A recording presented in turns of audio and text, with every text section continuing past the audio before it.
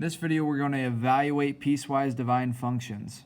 So the first thing we want to do is we want to kind of write up what we've got here. This is the domain.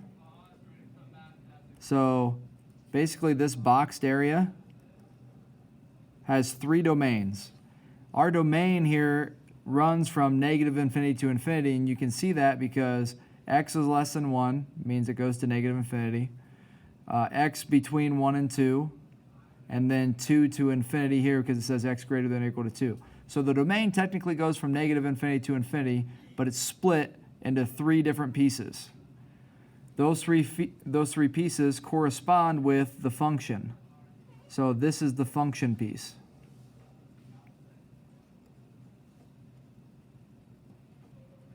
And the first function goes with the first domain straight across.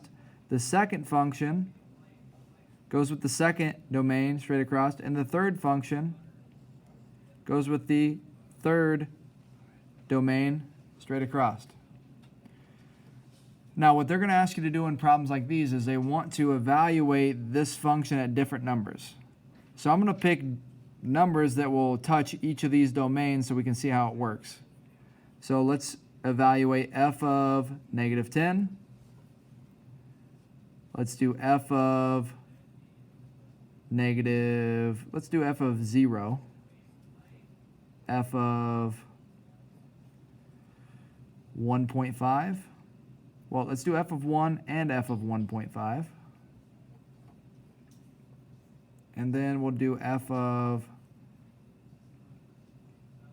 2, f of 10.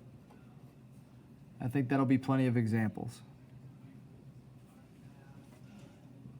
So we'll start by plugging in negative 10.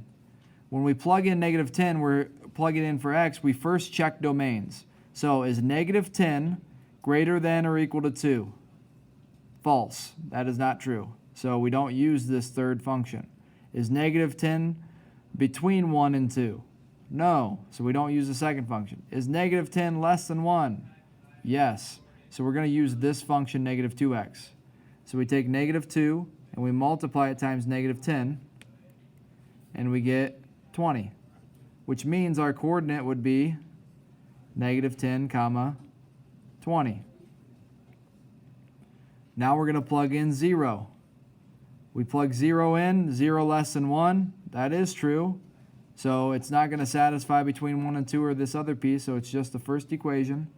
Negative 2 times 0 is 0. That gives you 0, comma 0.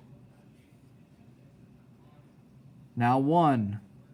1 less than 1. False. Is 1 greater than or equal to 1 and less than 2? Yes, it's greater than or equal to 1 and it's less than 2, so we're going to use the middle equation this time.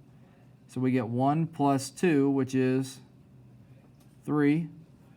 So we get 1, comma 3 for the coordinate. 1.5, that's certainly between 1 and 2. So 1.5, add it with 2, because we're using the second function here. And you end up with 3.5, which gives you 1.5, comma 3.5 for your coordinate. We look at 2. We compare it with 1 less than or equal to 2 less than 2.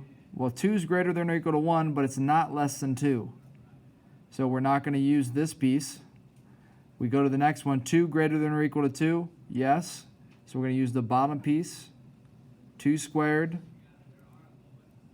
plus 2. That gives you 4 plus 2, which is 6. So that gives you 2, comma 6 for the coordinate. And finally, we're going to use 10. And 10 is greater than or equal to 2. So we have 10 squared plus 2.